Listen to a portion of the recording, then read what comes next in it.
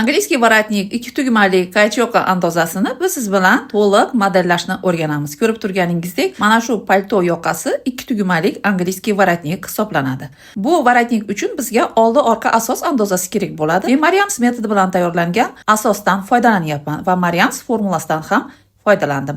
Ko'rib turganingizdek, birinchi bo'lib oldi andozamizni o'rtasiga ko'krak markazini yarmini 9 sm ni chizib olyapman. Bu 2 tugmali qilishimiz uchun bizga kerak bo'ladi. So'ng yuqoriga bo'yin o'yindig'ini boshlang'ich nuqtasidan bel chizig'igacha perpendikulyar chizig'ini chizib oldim. Yuqoridagi nuqtamizdan perpendikulyar chiziqdan 4 sm jildirib, burchak lineykada xuddi shunaqa formani chizdim. Yuqorisidan 10 sm, yoqani kengligini 10 sm qilib, yoylashgan lineyka yordamida bel chizig'iga tutashtiryapman. So'ng mana shu bilan angliskiy воротнигimizni pastki qismi tayyor bo'ladi. Endi bizga yuqori qismini ham tayyorlashimiz kerak bo'ladi. Ko'rib turganingizdek, yoqani pastki kengliklari xuddi men ko'rsatgandek 2 tugmali qilib bir-birlariga o'tkazib qadaganingizda xuddi shunaqa chiroyli ko'rinishda bo'ladi. Yoqani orqa tarafiga ham yaxshilab ahamiyat bersangiz, bo'yinga mahkam qadalib turmasdan o'zini tashlab, formasini juda chiroyli holatda ushlab turibdi. Men shu yoqani sizga tayyorlashni sirlarini o'rgataman. Demak, yuqorisini olishimiz uchun orqa andozamiz kerak bo'ladi. Yelkalarni shu holatida qo'yib olamiz, bir-birlari bilan tutashtirib, ustidan klyonkani qo'yib, ko'rib turganingizdek, men yoqani yuqorisini tepaga ko'tardim. Ya'ni bo'yin o'yindig'im 10 sm bo'lgani uchun 10 sm ni yuqoriga ko'tardim va yoqani pastdagi oralig'ini 0,5 sm ga ochib, yoqa kengligini 7 sm qilib, xuddi shunaqa qilib formada yoqani chizib oldim.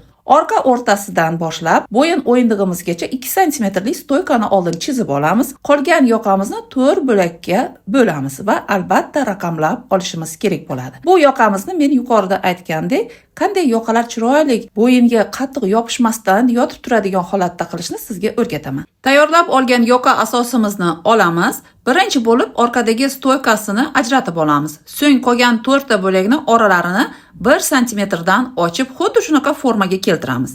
Va mana shu formamiz bizni yangi yoqamiz bo'ladi. Orqadan qaraganingizda ham yoqalarni ko'ryapsiz. Mana shunaqa yotib turgan, ya'ni yarim yotgan yoqa holatiga keltiramiz. Qachonki stoyka yoqa bo'lsa, yoqalar chiroyli ko'rinishda bo'ladi. Stoyka yoqa ham albatta tikilishi kerak bo'ladi. Ustidan klyonkani qo'yamiz va yangi yoqa formamizni ko'chirib olamiz. Yangi yoqa formamiz endi bizni stoyka yoqamizga tikiladi. Oldingi yoqa forma endi bizga kerak bo'lmaydi. Xuddi shunday ko'chirib, orqa o'rtasini yozib belgilab olamiz.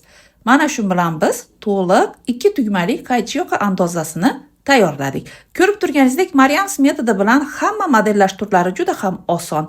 Agar siz ham Mariams metodi bilan onlayn darsliklarda o'qib, katta daromadlar topib, yaxshi natijalarga chiqishni xohlasangiz, albatta plyus qoldiring.